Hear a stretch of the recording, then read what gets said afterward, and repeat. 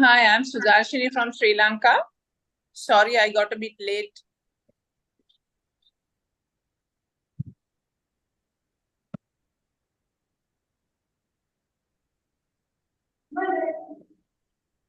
Dear ladies and gentlemen, I would like to welcome all of you in behalf of Friedrich-Naumann-Stiftung for our webinar, Empowering Voices, Exploring the Political Landscape of Women in South Asia. Many thanks also to our colleagues of FNF South Asia for organizing this webinar. Fostering a strong and inclusive democracy is one of the key objectives of the work of Friedrich-Naumann Foundation in Germany and also in our project offices abroad. Strengthen the role of women in politics is a cornerstone in our agenda towards an inclusive society. In our domestic work, for example, we train outstanding female politicians within our empowerment program to provide them with the tools and a network to achieve their political goals. A showcase of the work FNF is doing abroad might be this webinar, as it highlights the network of high-ranking female politicians in South Asia and opens their experience and knowledge to a shared audience from Germany and South Asia. I hope that their insights can inspire more women to voice out their ideas and demand a share in the political discussions in their communities. Given the importance of today's topic, our CEO, Annette Witte, provided a video statement.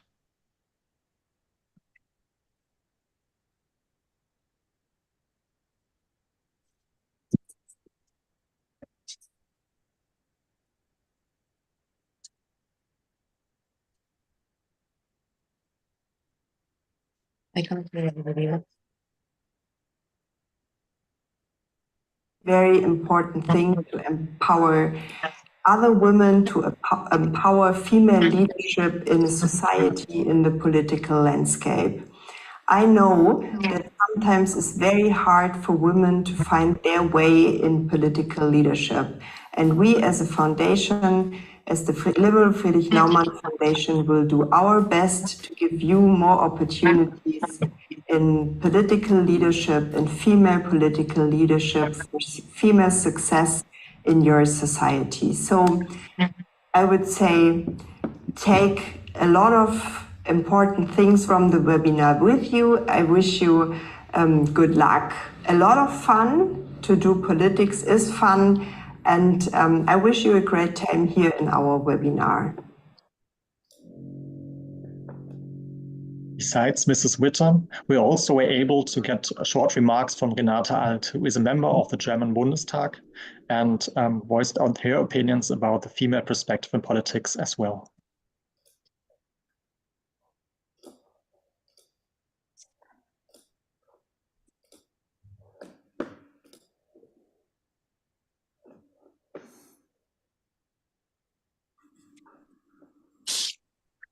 Ladies and gentlemen, as a chairwoman of the Committee on Human Rights and Humanitarian Aid of the German Parliament, I am delighted to welcome you all to this webinar by the Friedrich-Naumann Foundation for Freedom.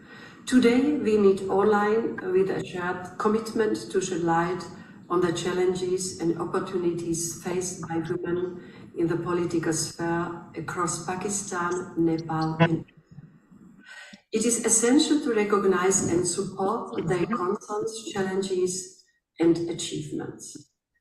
Women are not only important actors, but also key players in the quest for equality, peace, and development. In many parts of South Asia, however, women continue to face significant obstacles that limit their political participation. Although progress has been made, women are still underrepresented in political decision-making processes and often face discrimination. It is therefore imperative that we work together to strengthen women's voices and rights and ensure that they can play an equal role in the political arena. Empowering women's voices is not an end in itself, but benefits society as a whole. Studies show that the higher participation of women in political processes has a positive impact on the development and stability of a country.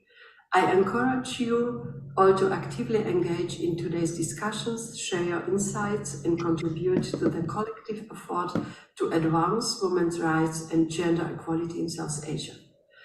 Your contributions are invaluable, and together we can make a difference. I thank you all for your participation and wish you a productive and insightful webinar.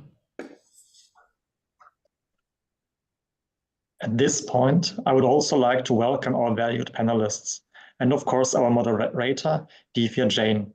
Ms. Jain works as a political consultant for over a decade now and is, as we can proudly say, an alumna of Friedrich-Naumann Foundation. Ms. Jain, welcome, and the stage is yours. Thank you, Annie. Thank you, everybody, for the great insights. Welcome, everyone. We are very happy to have you here, and thanks to FNF South Asia for hosting this. I would like to welcome all our esteemed panelists and request them to maybe come on video if possible. Meanwhile, I'll just go ahead and introduce our panelists. We have Sania Kamranji from Pakistan. She's been a member of Provincial Assembly, and she has been working on gender equality issues, women issues for quite long. Welcome, Sania ji. We have Anusha Nepal from Nepal, and she proudly carries Nepal in her surname. She's been the communication head for the MP office of Gagan Thapaji. And it's very rarely that we see women in head positions, especially in digital marketing communications. So she's bearing the flag there. We would hear more of her journey from Anusha herself. Welcome, Anusha. Namaste. Thank you so much. Thank you. Namaste.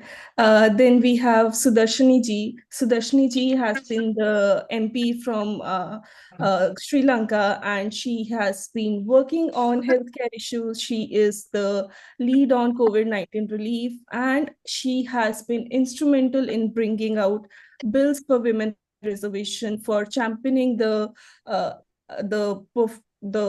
participation of women in Sri Lanka, and we would hear more from her. I would not go ahead and introduce more on their profiles, because it's very heavy profiles that we have, and it would be I won't be doing justification to them. So we'll start with you, Sudarshini ji. If you can please tell us more about your journey and any stories, any challenges you would like to share with us.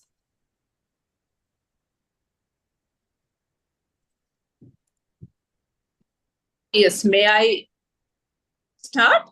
Yes, please. We would like to hear more on your journey, how you started in politics, and any interesting stories or challenges you would like to share with the audience. Thank you very much. And at the outset, let me thank FNF for inviting me to be a panelist at this important workshop here, women's empowerment, including political empowerment. Just to in the Sri Lankan context, we elected the first woman to the State Council in 1931. We elected the world's first woman prime minister, but unfortunately, 90 years later, the majority of the women in the Sri Lankan party have come in with some sort of family background. So I got into politics, leaving aside my medical practice to continue after my husband was assassinated by the terrorists in Sri Lanka. That was in 2008, he was assassinated. And in 2009, I left my medical practice of 4 years and contested in 2010. And this is my third term in parliament. My first election was just like a walkover, because I just it was soon after my husband's assassination, and it was a sympathetic vote. I was voted in easily, but the second and third times were challenging, because we have a proportional representatives electoral system where we had to run an entire district, compete with, and the competition more between the candidates of your own party. It is highly competitive, and being a woman, it is even more challenging. But I managed to contest, and this is my third term in Parliament. And since 2010, we have been the women in Parliament have been working together across parties to strengthen empowerment. And at right now, the representation in national parliament is only 5.3%, which has not increased beyond that. At state level, it was 4%, and at the local government level, it was even less than 2%. But the civil societies, the grassroots level women's organizations, together with the women's caucus, which comprises of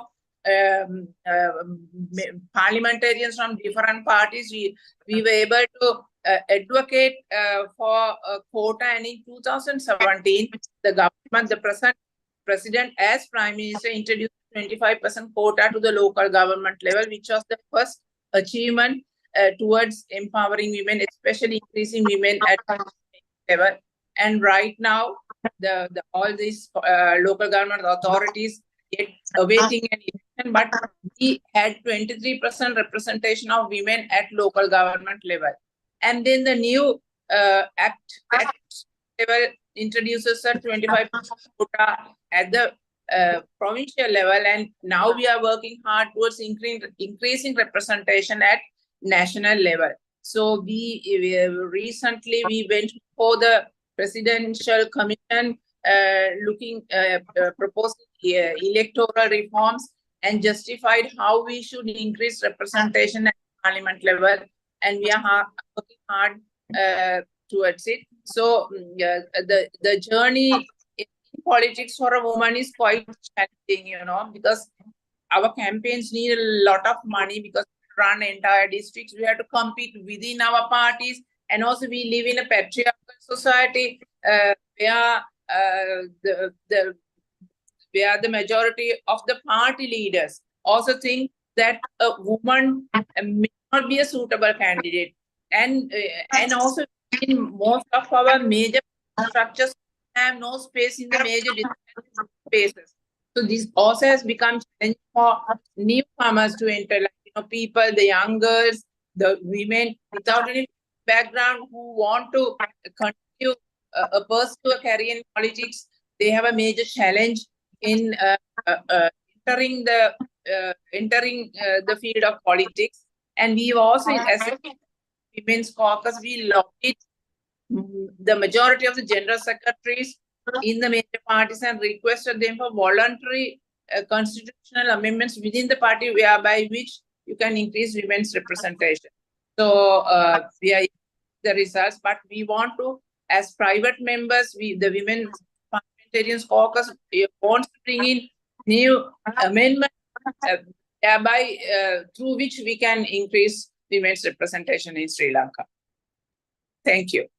Thank you, Sudarshini ji.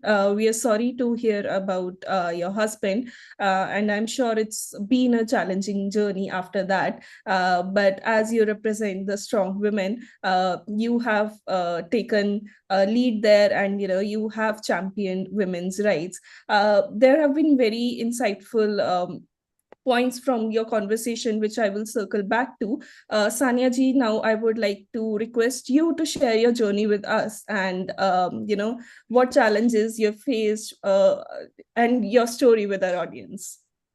You're on mute, Sania ji.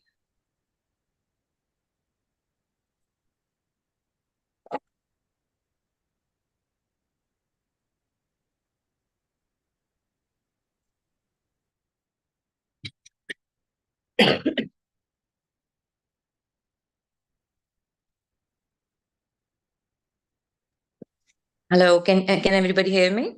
Yes, now we can. Yes. Hello, everybody. This is Sania Kamran representing Pakistan. Yes.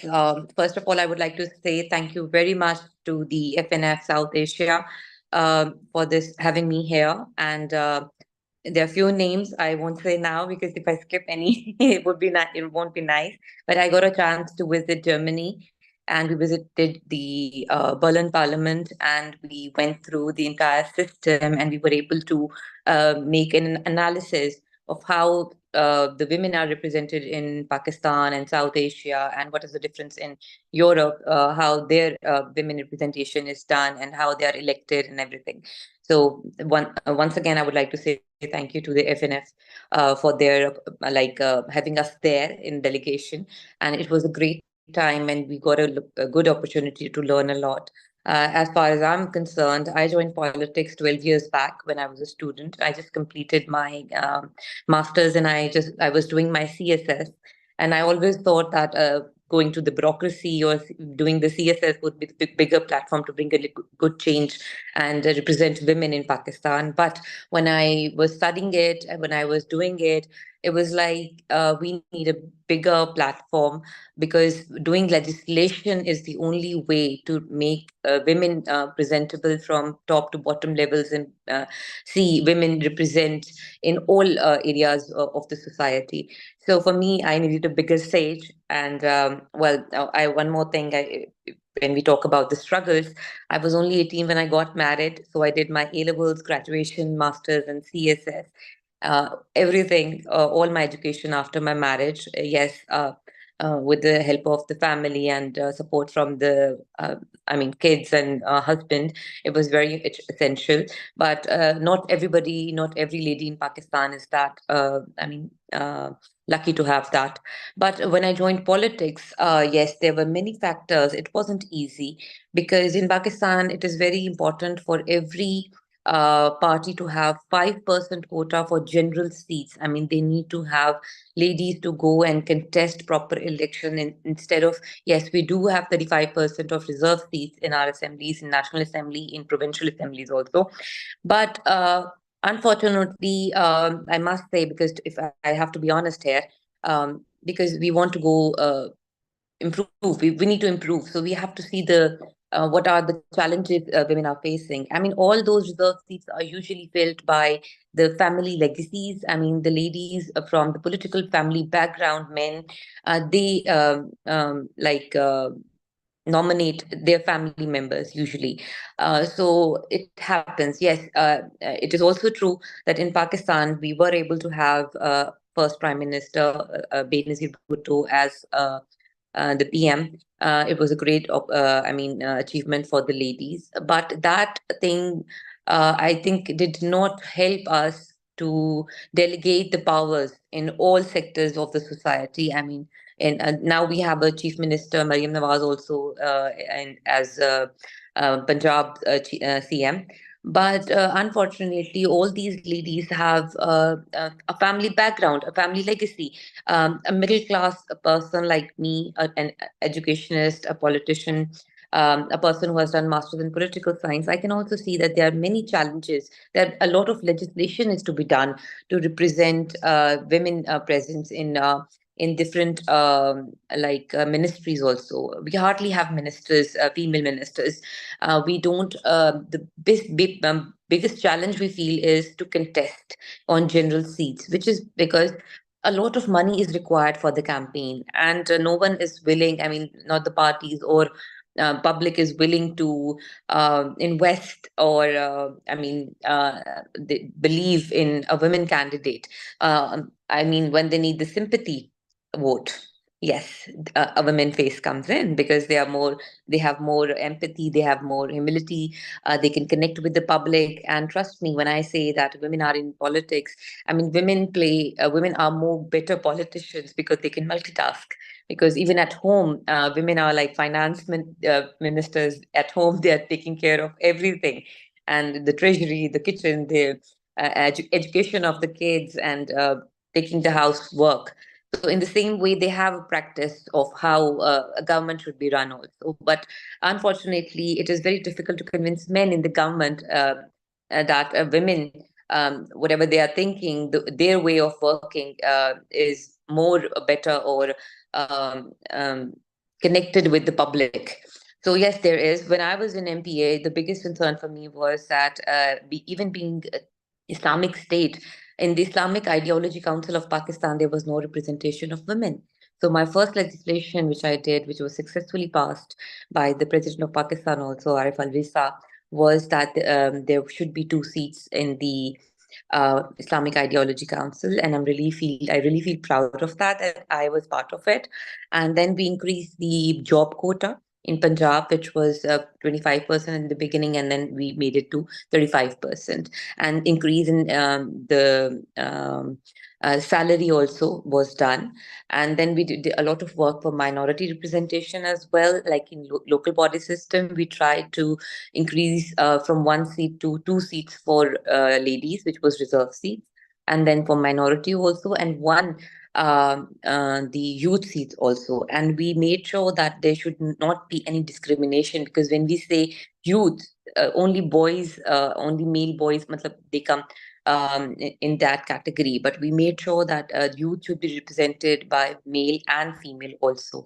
So it was, yes. And then later on, we were also successful to celebrate Safe Place Day on Women's Day 2 years back, which was to sensitize men to understand the problem a woman faces in the parliament and in the assembly also, because there was an incident in KPK assembly where a woman brings a child because he wasn't well, and there was a lot of bragging, and there was a lot of saying by the men that a woman should stay at home, but they can't, like, they should be focusing on their job, not the kids.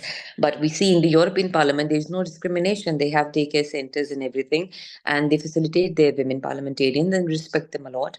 But I think, and yes, and then we were able to make a daycare center in the Punjab Assembly also. So there are, yes, there are a lot of achievements. There are a lot of good things happening in Pakistan, but still we have a long way to go.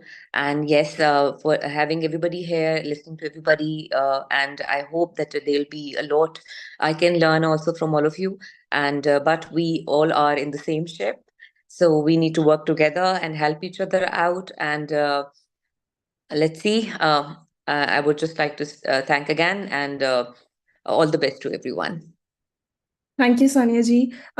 It's very interesting to know how, the issues are so similar almost everywhere. And like Sudarshini ji mentioned, this is very interesting how people are not willing to invest money in women candidates. So we'll come back to this, of course. This is very interesting, and I'm sure our audience would like to hear more on this. Coming to you, Anusha. So how's it in communications? How did your journey start? And what are your challenges? What's your story that you would like to share? Thank you. Thank you for the question. So I think it's interesting in a sense. It was 2022 local election when I was first eligible to vote.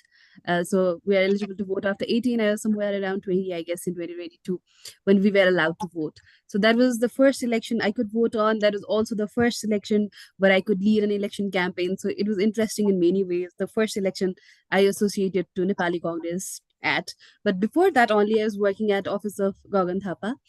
Sadly, we see really less number of women when it comes to politics in the forefront, but also in the background. It's very rare that we can interact with them. But I was fortunate enough, I had good education and I come from media background. So that's what made me fortunate enough to connect to Gagan Thapa. And then people like him who actually foster female leadership. He provided me with a lot of opportunities. I got to interact with a lot of people and I started liking what I did. I thought there had to be more people. There are interesting stories actually. I was doing media and my parents just told one of my neighbors like, hey, my daughter is working in political communication. And they were just like, not possible. How is someone going to take just a random girl and put in a communication field, I don't think that's true. So there are a lot of comments as such, but by far it's going really good. And I'm actually very happy that Nepal is improving. After the 2015 constitution, I think we've seen a lot of changes. When it comes to media, it's a little bit saddening because in the 2017 local election, actually, we could see 40.96% of women were elected out of the total number of people that were elected. In 2022 election, it was 41.22%. Later, I did my thesis on representation of women in media during local elections. And my findings were quite sad. And that's also what motivated me to work harder on this field. When it came to news focus before the candidacy registration, it was ad baz at 0:100. 0% news focus on women candidate when it came to 100% news focus on men candidate in radio news and interviews, you know. And a similar kind of story after candidacy registration, it was 3% to 97%, and a lot of mismanaging. There was this comment that was made from a station head that really hit me hard. I asked him, so it looks like your radio does not have this balance of representation in the news that you present. What he told me was, women are not that easy to access in our culture. That's why we could not have enough number of women to reply to our interviews. And I asked similar questions to the candidates that were running back then. They said we've never been approached. So there's this kind of gaps that I see that actually motivate me to continue work on this field, and it's been an interesting journey. Yeah. Yeah, thank you, Anusha. I do have a follow-up question with you. So when I started in politics about 10 years back, I also started with communication, and it was a huge deal from the family, from the people around me, a woman going in politics. More, the issue was more about, it not being safe. But now, as we have our interns and everything, I see more women coming. So what is your experience there? Do you think it has changed over the years? Is it that the younger generation is now more easily coming or opting for politics? I think it also depends on the people that we're surrounded with. So if I talk about my group of people, yes, they are very active and they have this more opportunity also because they have had good education and supportive parents, and time has changed. But there are times when it's actually tough. Sometimes we'll have to work till late nights, 10, 11, 12 during the elections, and you'll have to face a lot of questions like, why are you doing it? It's not safe. Who are you with? What are you doing? But then there's also this a very supportive side of parents and friends whereby they're like, yeah, you're doing good thing at young age, and okay, we'll take care of everything, you could do it. I think it has changed, and I'm mostly hopeful because I think I'm surrounded by women who are very active in politics and supported by everyone. Yeah. Yeah, and that's the ideal change we want to see. So it's very great to hear. So Darshini ji, coming to you, as you mentioned, you have to compete with people from your own party. And how does the competition between men and women for the same elections look? Is it different for women? Is it tougher for women? And how? It's definitely tougher for women. First, from getting nomination, seeking nomination, it is very tough because, as I mentioned earlier, the majority of the parties are headed by men. It's a male-dominant field, and within the main party structure, there are very few women at the decision-making bodies, and most of the women are confined to the women's wing. And some of these, I don't know, most of them also will support male candidates because, with the expectation that after elections are over, the government is formed, they will be able to get some positions, etc. So their main agenda is not to empower women and to get more women in. And so running for first from nomination onwards, women have a great fight. They have to fight within the parties, with males. And some of the parties may not have women on their nomination boards, so the final decision making person would be the party leader. So they think men are better off than women because the proportional representative system needs a lot of finances to run an election. So the leaders think men are better off. And also sometimes associated with violence, and so the women also tend to sort of lag behind. They also will be pressurized by their families not to compete because it's tough, it's violent, you need a lot of money, you need a lot of family support, because a woman running an election means she has in addition to her campaigning, she has other work. So it is very tough. So you're only considered capable only after, as I told you, the loss of either your husband, a parent, a sibling, because then the leaders know you have a ready-made voter bank, which could be sort of captured by putting a female candidate forward. But I'm happy to say that some of these candidates, or maybe the majority, they have retained. The first time was tough, but it becomes tougher. Each time you contest, it becomes tougher for women. But the women have been able to get re-elected because the people have confidence. So, and also my personal experiences, when I campaign, we don't offer, we don't offer alcohol, we don't give them money, we don't, we don't bribe the voters, but this system is exploited by some, especially those with heavy funders and funding. It is exploited by some, so that as a result the women lag behind. So I think majority of the women will not want to campaign or to provide alcohol or maybe tobacco, or may even consider bribing the voters, like giving them chairs during campaigns, exercise boot distributing.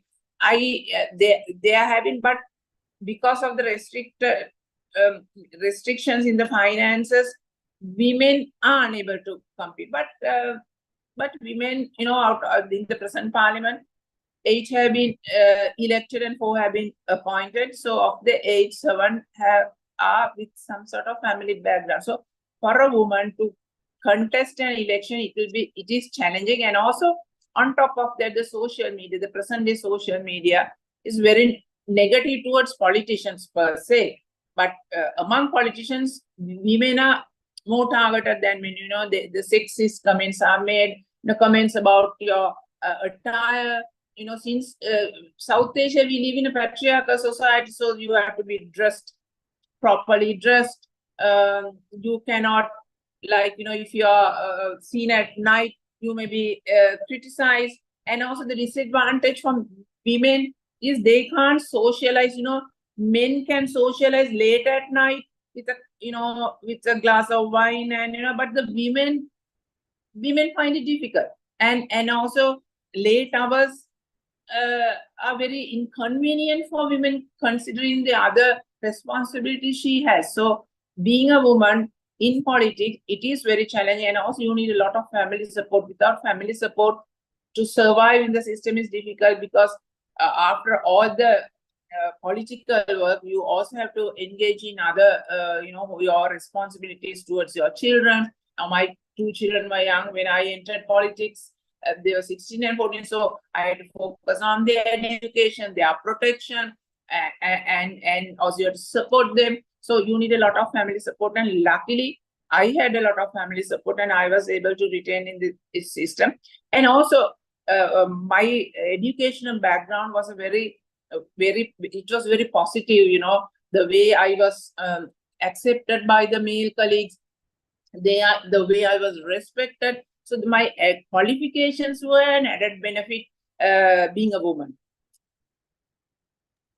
Right, of course. And, I do agree on when you say women cannot socialize, or they cannot stay out late, or you have to think on what to wear. So it's like the basic things that men might not even have in their minds, but we have to think, we have to curate, and we have to think of the outcomes, our attires, what we say, who we socialize with, the outcomes of that. So it's like every minute as a woman politician is a challenge. So Darshini, you mentioned one very important point, wherein everything comes eventually to the leaders. They select the candidates. They see who is going forward. So some parties across South Asia, now they are having a reservation within the parties itself, that some women, some percent of women will be there in the top leadership of the parties. Do you see that in Sri Lanka as well? Unfortunately, no. Recently, we campaigned, as I mentioned earlier, we met the general secretaries of the major parties individually, the women parliamentarians, and requested them for voluntary to take steps to increase women representation. But there was a new alliance which has pledged 50% representation for women. Other than for that party, I haven't seen any major party proposing any voluntary amendments to their party constitution. So we are planning to bring in private members' motions to increase women's representation at district level. And also we have 225 members and 196 are elected, whereas 29 are appointed. So we have suggested, of the 29 appointed to, give 50% to women, so that you can appoint women from different professional backgrounds, so that we can increase representation at least by 14. In addition, we also have suggested an amendment whereby, now we have each voter has to cast 4 votes, 1 for the party and 3 for the candidates of their own choice. So we have proposed, making this compulsory, so that out of the 3 votes, 1 could be used for a woman. So the ballot paper will have 2 columns, 1 for men and the second for women, whereby the voters are requested to cast their votes at least 2, minimum of 2 preferential votes, so that they can cast 1 vote for a male and another for female. We may need parliament amendments to that. So we are yet the presidential commission looking at reforms. They were very positive. So we are also looking at reforming, bringing legal reforms, most probably before the next elections. We are hoping to, but yeah, we're very positive about it. Yeah. Yeah, of course. To bring about a change at the national level, we of course need to start at the grassroots level, and this is one major takeaway that we have right now. That to select women, we need to have more women representation in the party leadership, and of course, you've been doing instrumental work for that. Sanya ji, coming to you. So I have the same question for you. Do you also see a male-dominated party leadership? Which is selecting candidates, which is selecting maybe more men than women, or how is it in Pakistan?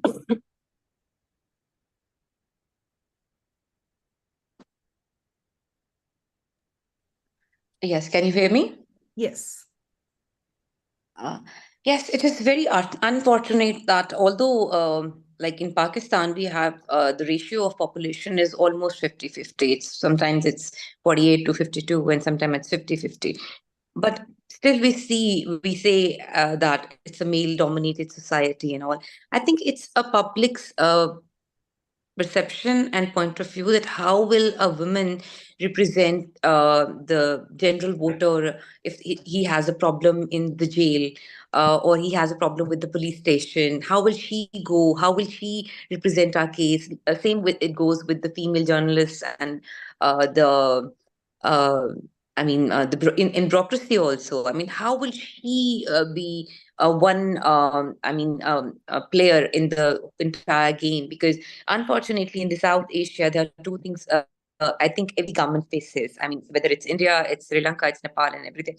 That when the elections are done, it's usually the party which loses says "Ki dhandli ho gayi." It's a rigged election and everything, and then you have to go through the entire process, and that claim goes on to entire tenure. And in the same way, when a candidate loses in a constituency, that the losing candidate has to go through a lot of legal process also. So usually it's like how a woman will take up to all that matter. And education plays a lot of part, because if a woman is educated, yes, she knows the law and she can convince people, but not everywhere, because not every female is educated that much or to understand how the legislation is done. She has to go through a process, a very long years to understand what's actually happening. So, but when a woman is successful, yes, then there are many successes. Success has many fathers then. But I think it's we need to change the perception of the general public, that if a woman or a man, if they are educated, yes, they can handle the public affairs. One more thing what I say is that women have to put a lot, like men. Yes, I do agree with our what Sudarshini from Sri Lanka said, that men can socialize after the working hours, but women cannot. This is actually very true, because that's where the lobby is done, that's where the deals are done, and that's where men hang out and they think about the projects, because corruption is another bigger issue in our countries in South Asia. I think in every country, I think it happens. And when a woman is there, it's like she's going to tell everybody else what we are planning and what we are going through. So they don't trust a woman person, because they think that women are, and it's a fact that women are more honest and they are there just for the salary, and which is very minimum, I think. I think for any businessman or a feudal lord or any man, the salary given in Pakistan is hardly, I think, 1 lakh or 2 lakh rupees. That's it. And for the ministers, it's like 3 to 4 lakh rupees, which is nothing for a man. They're only there if they want to benefit their primary businesses, and that would be through different means. For a woman, salary and representation, or a mission, if she has to represent women at all levels, that is a different thing. Women are for different reasons in politics, and men are for different reasons in politics. They're there for information, to know from where the roads are going, they can buy the land, how the projects are coming, how can they benefit from it. But the women, they don't actually, I think it's not built in their mind that they want to benefit from the political, or there is no clash of interest. So I think this is where men are not comfortable hanging out with women or taking them as a team member. So the women are usually left segregated.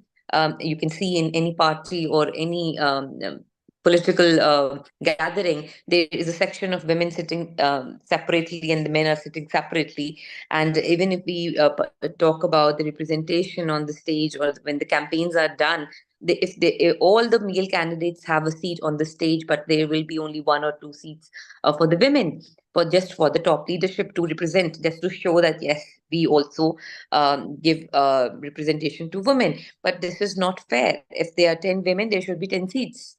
So what happens is then that leg pulling comes in, and the women are themselves as enemies to get those like very minimum seats. I mean, so there are 2 different ways how men and women are treated. But I think the only way forward is that we women stick together and we like take it as a team, that we need to build our own representation and we need to fight for our right. And if one woman gets promoted, we should see it as a window. Okay, fine, the window is open now. If one person can get to be a minister or a parliamentary secretary, yes, then there will be another chances also. So we need to make that woman succeed in that time, so we can build up a good representation, like good that women can also do it. So we need a lot of women working together. I think that would be a good solution for our problem. Of course, right. And, if there are women, they understand those issues, and, the representation matters eventually. Because but I'm really sorry for being brutally honest. Yes. In some cases. I'm No, sure of there are course. male members there. I'm not referring to one, but this is a general understanding which I see. And if we don't talk about it, then the problem won't be able to solve. No, exactly. And, we see a lot of preconceived notions around women, that you'll not be able to do this, so you better not do it. Or, you might have to return home after this hour. So we do see that as a general trend. And it's not, I feel it's not only the men doing it, but sometimes we women also end up doing the same. We end up underestimating ourselves and, reflecting that on other women as well. Thank you, Sania ji. Anusha, So it's, while, it's all great at your end, and, it's really great to hear that you are working in a very positive space. And You have, Livia, let me add one more thing. yes, Let me add one more thing, please allow me. yeah. That when I joined, I was very young, and the catchphrase used for me usually was like "young and beautiful, more chances to grow," which was very bad and done by the female. I mean, your colleagues said by that, which was very unfortunate, because people think that when you're done with the family responsibilities, only then you should come into politics. But I think when you are at your prime, when you're young, when you're energetic, you're working 24 hours, 365 days a year, and you get a reserve seat, instead of encouraging and appreciating one's success, we call we say these phrases to undermine the success of a woman, which is not fair. And I think the women should stick together, so that men don't get encouraged by these things. Of course, what parameters we are judging women by and what parameters we are judging men by. That's Right. a whole discussion that we can do around that, and I feel that's one of the very core issues that we need to address. So thank you, Sanya ji, for being brutally honest. We actually require that for an open conversation. Anusha, come to you. So like Sudarshani ji mentioned, that women have to think a lot about what they're doing, what they're wearing, what they're who they are talking to. So I understand right now in your space that's not so, but how is it in Nepal for women politicians otherwise? Thank you so much for the question. I think I needed to answer this. So even though I'm at a right space, surrounded by right people, and I don't have to face it, but at Nepal, it's similar to what Sudarshani ji and what Sanya ji just mentioned. It's actually very tough, especially when it comes to socializing, even if it's not in the forefront and in the background. If I need to meet the candidate, talk with them, maybe talk about campaigns, I'll have a very hard time. And when it comes to women outside Kathmandu, it's even tough, because in Kathmandu, in the capital, you have some kind of safety. You can travel around, you can ask for help. But when you go outside the valley, it's very hard for women to stay outside home after the working hours. It's very tough for them to even manage the working hours itself. So when women are very much objectified, even in Nepal. So even when news are made about women, it's majorly about someone's daughter, someone's wife. If the news is about women, it's only about their family backgrounds. And like she mentioned, beautiful candidate, well-dressed candidate. When it comes to men, visionary candidate, a fighter candidate, that kind of objectification is very much rampant. Also, when it comes to Nepal, we see a good number of women representing in all three tiers of government. But having said that, women are nominated or represented only if they have to be represented. I'll give you an instance. We have around 41% of women representation in local government. But how are they represented? Actually, the mayors or the chairperson is someone who has more executive authority in the local government. So when it comes to the mayor or chairperson thing, it's 98% men. And now when it comes to vice chairperson or deputy mayor, it's 91% women. So what I'm trying to say is, you will choose women only if you have to choose women. There's one loophole in the entire election act. So if some party are having an election alliance before the election itself, it's not compulsory for the party to have a women candidate. So the moment there's this loophole, the number of candidacy of women candidates is drastically decreasing. So this kind of loopholes and this kind of objectification very much exists in Nepal. And it's very tough actually for women outside the valley to be in the field of politics entirely. Even inside the valley, it's tough because you have to go through a lot of questions like, why are you doing it? Where were you actually with the work? What are you doing? And this kind of objectification is very rampant. We can see the news, we can see the movies, and I think the representation is very, very worse. I think it's similar to what we can hear from Sri Lanka and Pakistan. Right. So you raised a very important point, which bugs me a lot, in India. Sudarshini, I would like to ask you this. So we see a lot of, women reservation in when it comes to candidates or when it comes to committees, ministries, etc. So when it comes to candidates at the grassroots level, like you also are working on this bill to have 5% reservation at local level. But as Anusha says, women are portrayed to the front only when the parties have to. So the trend that we see in India is, let's say, there is a male politician, a brother, husband, or a father who wants to contest elections, but the seat is reserved for a woman. It's the woman contesting, but eventually it's just the woman's name. At the end, it's only the male candidates, who are leading that. So in numbers, it's the women empowerment happening, but in reality, on ground, it's not. So how do you see that in Sri Lanka? Do you think this 5% reservation will actually bring about a change? You're on mute, Sudarshini. You are on mute, Sudarshini.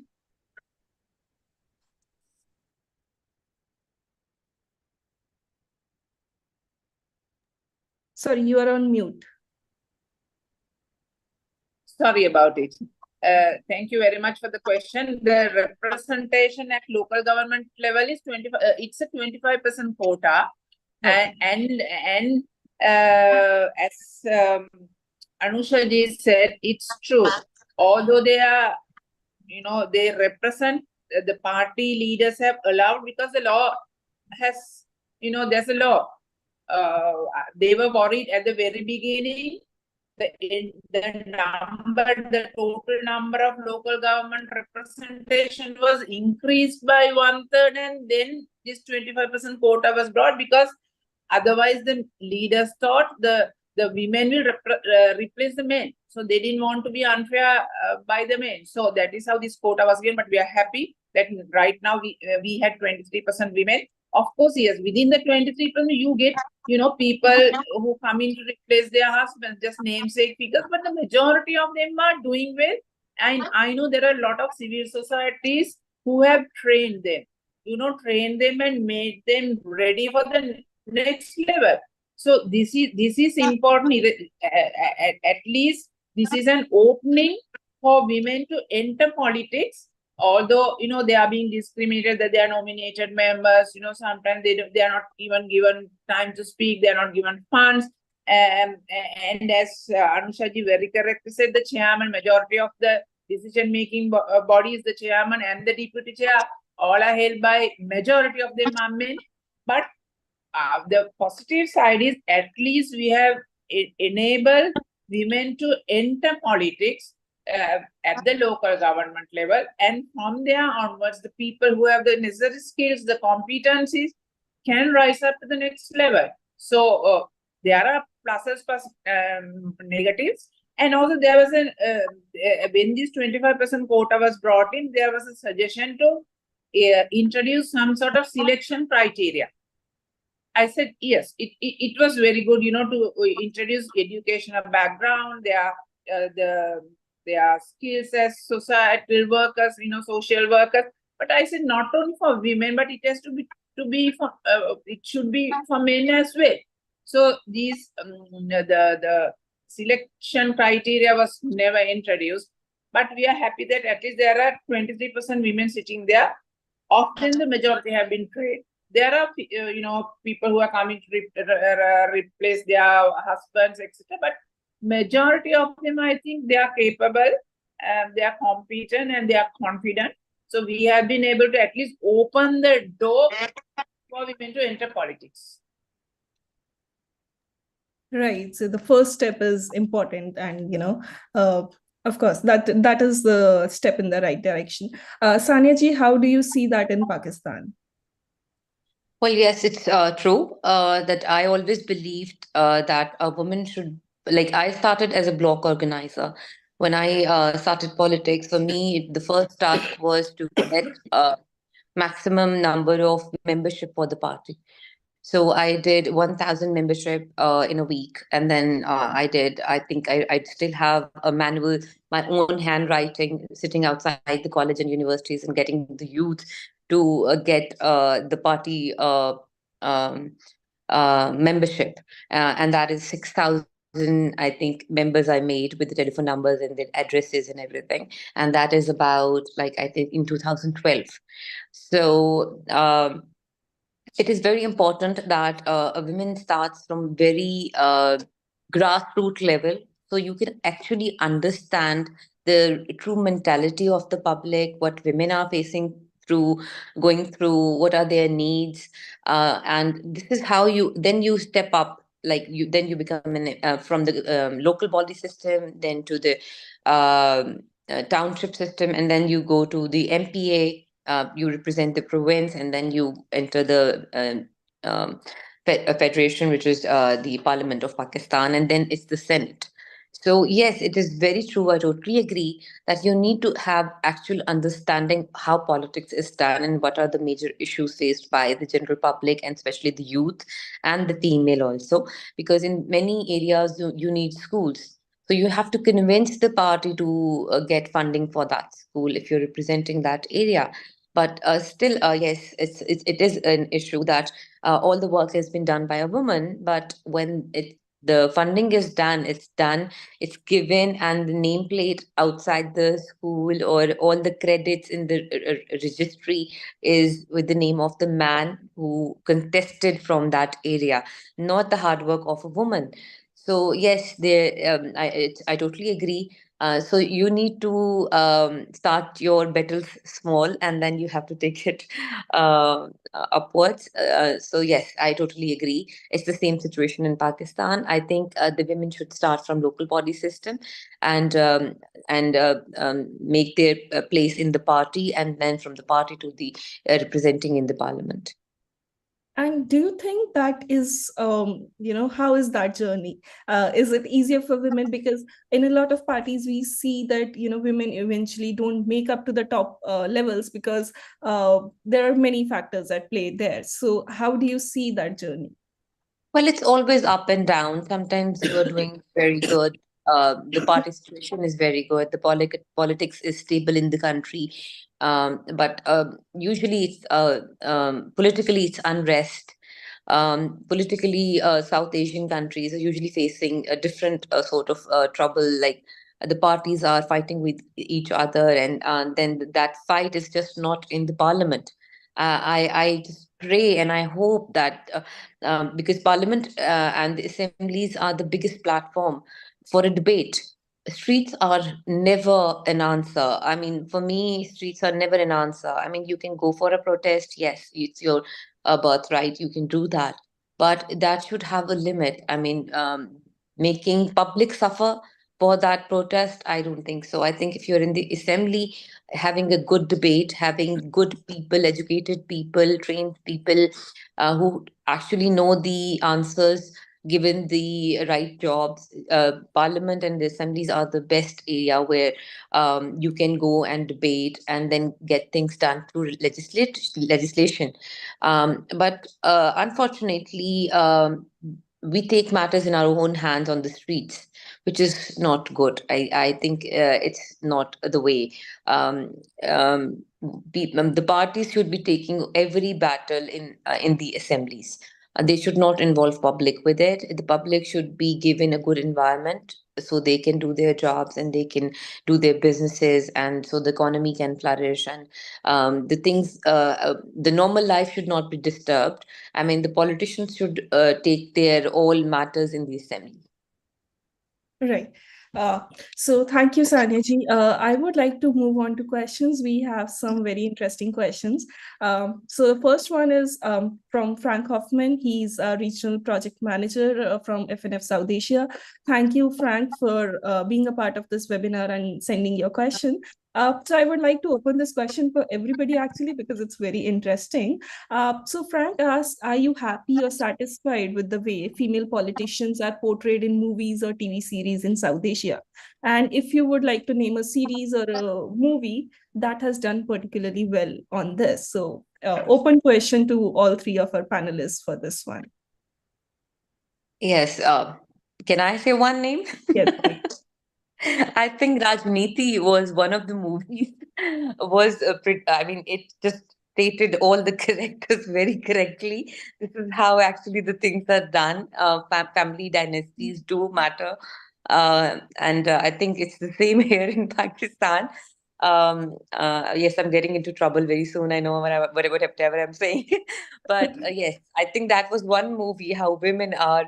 But women get to the top. I mean, in the end, you see when the husband dies, the women get the sympathy face, and she was selected because the public would have sympathy towards her. I think that is one of the movies. Yes, there are many movies which are showing the exact situation which is happening, and that is only because I think now a lot of female producers and directors are also, and writers we have, who can actually relate and who can actually show the female point of view, how the women are facing. So it's good to have women in media and in the film industry. Yeah, I surprisingly I haven't seen Rajniti. I've heard a lot about it, but I'm going to watch that for sure. You must. You must. Yeah. Anusha, do you have anything to add to this? Yeah, I think it's very unfortunate that I don't remember any movie that has well portrayed women. I think the movies are, until at this point, the movies are still so problematic that we are having to fight about how women in general are represented. It's very hard to remember any movie that has actually portrayed women in politics as the main character. And that's very disheartening. We've watched like around 50-60 movies during our bachelor's in media studies, but it's so saddening with this question that I can't remember any movie that portrayed actually women in politics. Would you like to share some examples of how women are portrayed right now in movies Okay.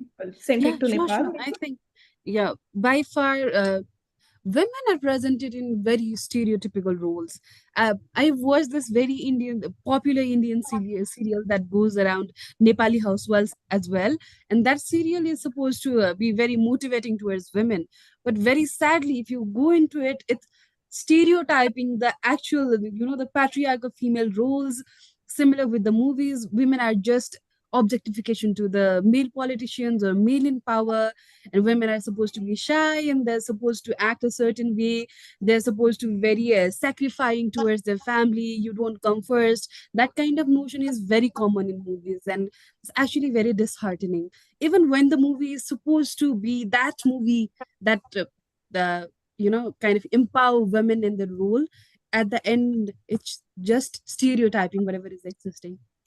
Yeah, That's my at the end experience. we end up being in the same box from which we want to come out, of course. Sudarshini ji, any movies from Sri Lanka you would like to quote for us? I am not a person who watches movies regularly, but I know the little I see on television. I would agree with Anusha ji. Women are stereotyped. It's again the patriarchal values that are shown even on these teledramas. But there was one film on Madam Sirima Bandaranaike, who was the world's first prime minister from Sri Lanka, that sort of gave a very positive image about strong leadership, about the women. So in addition to that, I mean, media per se is not gender sensitive, the way they report issues, affecting men and women are different. When it comes to women and children, they try to sensationalize things. So media is not sensitive. As per the question, I would say the teledramas or whatever, still portrays the patriarchal society we live in. Even social media for that. You're right. Sudarshanji, I have one more question for you. So we are like to let all our panelists know, we are streaming live on Facebook, on YouTube, and on Zoom session as well. So we are receiving questions from everywhere. Sudarshanji, one question that our audience has for you is, what advice would you offer to young women aspiring to pursue a career in politics based on your own journey? Of course, I would encourage young women, because we need strong leaders, we need good leaders, we need disciplined leaders, we need educated leaders, and you know, the society comprises, now in Sri Lanka we have 52% women, so this decision making has to be balanced. So we would encourage young women to enter the stream of politics, start from the grassroots level. We at the national level, we are trying very hard to create an even playing field for girls and boys to enter politics, especially the girls, because the women have been deprived for a long period. We are trying hard to ensure that there are, you know, the opportunities are created for women and girls to enter politics, because we need good leaders. We need, as I mentioned earlier, so we will support in Sri Lanka. We will support, you know, whoever, especially the girls and women who are aspiring to enter the different levels of governance in Sri Lanka. So we would encourage and invite our young women and girls to be, you know, and I wish them, I hope and pray that we will have a executive president very soon, because of the voters, 56% are female. So if the females get together, we can vote in a female president. But the allegation from our male colleagues are that females don't vote for females, but we have to change that mentality as well. And the women have to band together, network together, support one another, so that we can get more women into the decision-making bodies, not only in politics, you know, all other levels, maybe in the government officers, the boards, private sector. We need a balanced decision-making where, you know, half of them should be women, including both young and experienced women and men. Right, and that's the important point that we have, you know, circled back to back in this conversation, that to have women in top leadership position, we need them at the base positions, representing, fighting, and standing up for women. So thank you, Sudarshanji. Saniaji, we have one question for you. It's regarding the Aurat March. Before I proceed to my question, can you tell our audience what Aurat March was? Yes, well, there has been a lot of debate about it. I mean, it was not taken positively in Pakistan. I mean, unfortunately, women were not allowed to represent whatever they have to say on the streets, because I think what went wrong was that if you are already empowered and if you're a human being and you already have your rights, I mean, women rights are human rights. Why are you asking for it?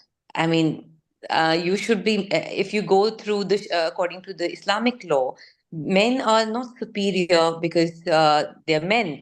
Men have more responsibility. I mean, we are unable to give the message properly. I mean, our scholars are unfortunately have not been successful to delegate in their khutbahs and in their speeches that men has more responsibility towards a family institution system.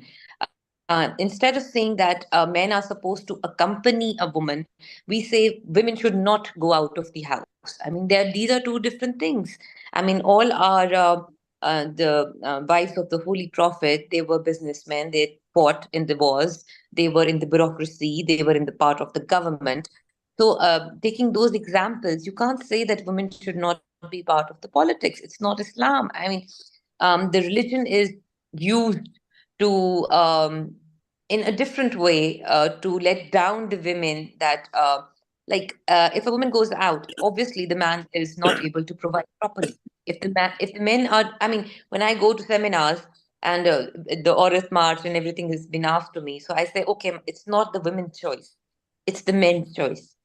if you say there are 50% women and 50% men, if men can do it all, if you can handle the economy and the government, please go ahead, do it yourself. But obviously, that's not a logical decision. You have to bring in women. You have to bring women in the workforce. You have to bring women in the economy. You have to make them part of the decision making. Or how you will be able to control, or I mean, even if you want to control, I mean, how will you lead them if you don't know their problems, if you don't know what they want? So, Aurat March, just the problem was the slogans. I mean, the slogans were, I mean, you can't earn respect if you don't give respect. I mean, the purpose should have been that to synthesize men about the problems of the women, not to insult them by calling different slogans. I mean, this is my personal point of view. I think the thing, and the Aurat March is being done, I think it's been few years, 4 to 5 years, and every time on Women's Day, instead of celebrating that day, we condemn that day in the society. It is very unfortunately. I mean, whenever I've been asked, I'm always like, the slogans should be, you are my father, take me to school, you are my brother, protect me on the street. I mean, the slogans should have been in that sense, not the, I mean, the slogans weren't, I mean, fair with the men, because in our society, I think we should also appreciate men also, because in the European countries, when the girl is 18, she has to just leave the home. It's none of the parents' business where she's living, how she's earning, what she's doing. But in Pakistan, India, Sri Lanka, Nepal, I mean, the men take women as their responsibility. They provide, they are the providers. They do provide. A father educates, then provides, and then even if she goes for a job interview, the father accompanies the daughter, the brother accompanies the sister. I mean, they take care of their women. I mean, we must appreciate that. Women in South Asian countries are not helpless, and we do have a strong family system. Yes, if we want to do it things our way, I think the family must understand, and I think there is a lot of improvement. Like, I have daughters, and I want them to study abroad, so I will allow them, and I will trust them with my whole heart that yes, I've come all the way here. My daughters should go far beyond what I have achieved. So yes, there was a lot of problem with the Audit March, but I think women should also understand that by insulting men, I mean, we need male champions. We need men to be on our side, not fighting against the men. So this is something which went wrong. Yeah, so our question was basically, why there weren't female politicians who went or who joined the Aurat March, or why, all parties took a misogynist stand, which I think you have answered. So just to summarize for our audience, I think, standing for women's rights, or the full fight for women's rights, is not about asking for more rights. It's asking for equal rights as men. So, it's not about insulting men or putting men down. It's about creating an equal society for both men and women. Actually, Divya, I mean, there was nothing wrong with the march. I think the only thing was that the organizers should have taken care of it, that the slogans or the posters made should not be in such a manner that the men are offended by it, or the media takes it in a different way. Because after all, we are civilized society, and women calling or shouting bad language or saying bad stuff about men, it doesn't make any, I mean, it shouldn't be done that way. But yes, when we talk about equality, it is very unfortunately, I mean, the women who should have been part of the march are always not there. I mean, yes, I should say that women in politics are usually reluctant to join the Aurat March. I mean, from any part, I've seen the actors and the celebrities joining the march, but the politicians don't do that, because the public sentiment, it goes, it is not easy to own those slogans for a female politician. Right. Thank you, Sania ji. Anusha, we are short on time, but I have one question for you quickly. We just have 1 minute before we have to wrap up. So, you also touched upon this point that there are 40% elected, women officials in Nepal, but the deputies are women while the top leadership is men. So what do you think is contributing majorly to this? Why is this happening? Okay, so I think there are two major things that contribute to it. One, the existing political structure that's very much dominated by men. Like I think Sudarshani ji already mentioned, the one who were giving out the nominations, were selecting people for elections, one them men. So majorly in the major position, they choose men. Second thing, when it comes to finances, it's very, very tough because until today also only 23.8% of population, female population, has the access to land and property and money and those kind of things. So finances always come in play when it comes to elections. So even when we were doing the election campaigns, local election campaigns, it would always be the mayor candidate or the men that has all the funding, and we'll have to follow him because he'll be our campaign lead, right? But then the women who are selected as deputy, they don't have much to spend, so that actually causes the main problem. I think finances come to a big play. The other thing being very stereotypical gender roles and the political structure that's existing. I think that contributes to it, if I have to sum up in very short. Yeah. Yeah, so I think the two major points that we have highlighted from this conversation are the funding and the representation. I guess around representation, a lot of policies are in progress in all of our countries, but around funding, I don't see that. So that's my concluding remark for the audience. Read up on these issues and see why women are facing this. Thank you, everyone. This has been a great discussion. Thank you for taking out time for us. I would like to hand over to Dr. Carsten Klein, who's the regional head of FNF South Asia. Over to you, Dr. Carsten Klein. Yeah, thank you very much. First of all, thanks to Renate Alt from the German Bundestag and our CEO, Annette Witte. Especially thanks to you being our moderator, Divya Jain.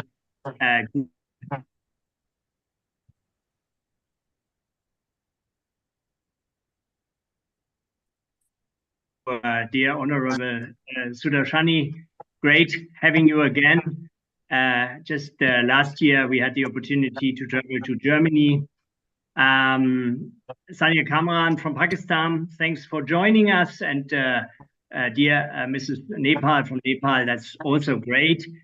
I would say also from my personal experience, it is extremely relevant and extremely needed that we bring in more female perspectives into politics.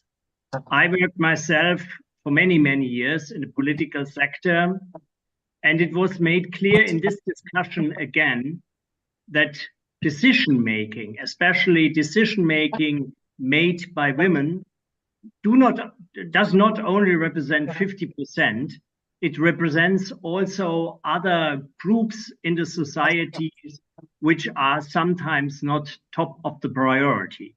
For example, children, for example, elderly people, and perhaps other marginalized groups. With other words, women bring in these particular perspectives, perhaps much better than men could do.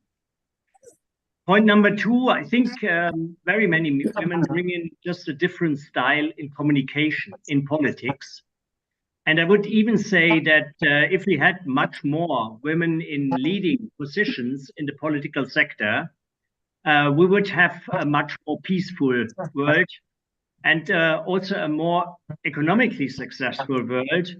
We see here, for example, in South Asia, a lot of extremely successful, positive, hardworking women who are really feeding, who are giving life perspectives to their kids and also to their families. And I would also highlight what you said. It is extremely important to have, especially on the local levels, a lot of female, because these problems, these challenges, and also the joyful moments, especially in the local level, they should be attended more by women, and this decision-making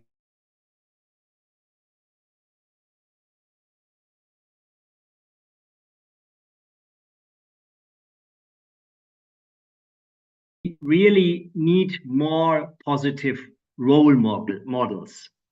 And in my observation, especially successful women are excellent role models also for the younger generations to be part in the political sector and to raise their voices. For us, as a liberal parliamentarian foundation, the Friedrich-Naumann-Stiftung, female topics has a high priority, and therefore be assured that we are going to bring in more pan-South Asian perspectives also from other women into other discussions. It is extremely important to create platforms, and that was here a very significant platform. But of course, we clearly know that we have to try to intensify, to create positive platforms where especially women from South Asia could meet each other, and in the perspective also invite, let's say, parliamentarians, political personalities from Germany and from other European perspectives to just compare the situation on and work on mutual solutions. Thank you very much for the diverse perspective you're always bringing in.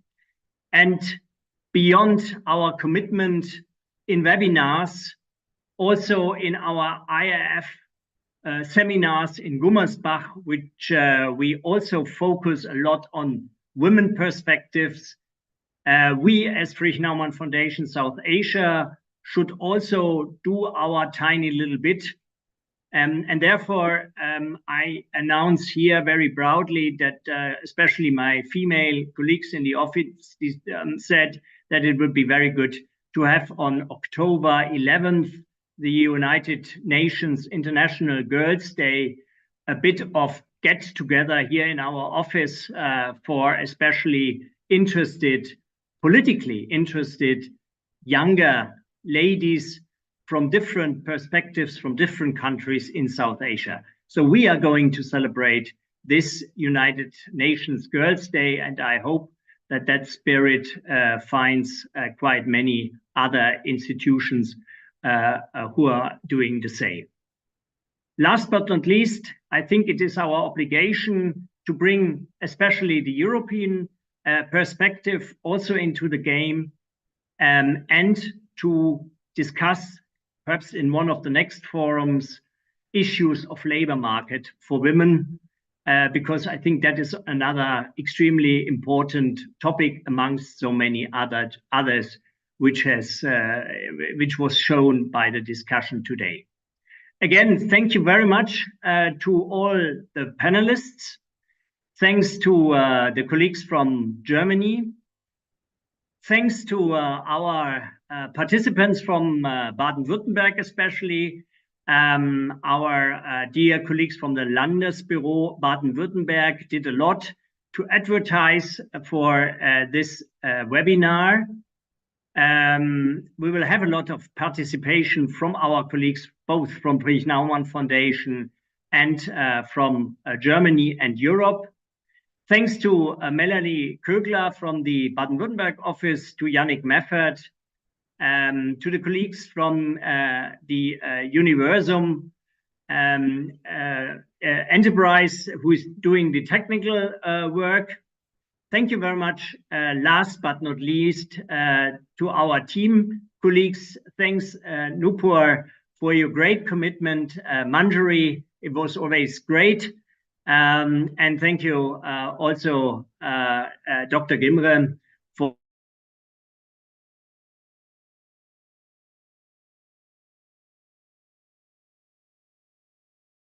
also in other fields of interest.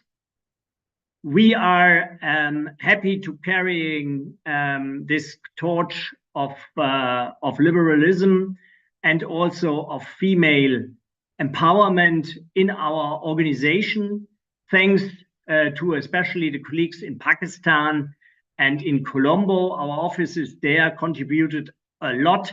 They do a lot in the fields of women participation. And last but not least, please check on social media. We are available there.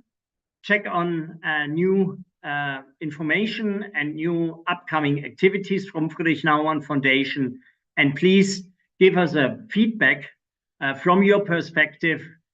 You will see the QR code, which gives you here a very good and happy perspective and opportunity to participate. Let us stay tuned. Thanks a lot, and do have a great day to Europe and of course also to South Asia. Thank you very much again, especially to our panelists and our moderator. Bye.